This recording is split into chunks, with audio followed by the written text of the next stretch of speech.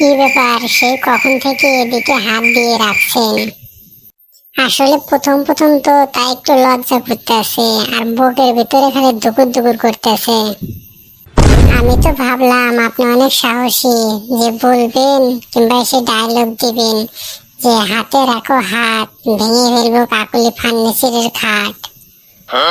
না মানে ইয়ে আর কি, আজকে রাতটা পার হতে দাও, তাই সবকিছু ঠিক হয়ে যাবে জান। ও তাই নাকি? তাহলে একটু এদিকে আসেন, একটু কাছে এসে বসেন। এইবার ঠিক আছে? ও মা, আমার তো সেই শট লেগেছে। কি ব্যাপার, আপনি চলে যাচ্ছেন কেন? ইয়ে মানে হয়েছে কি, আমার 11,000 ভোল্টেজের শর্ট লাগছে, তাই আমি চলে যাচ্ছি।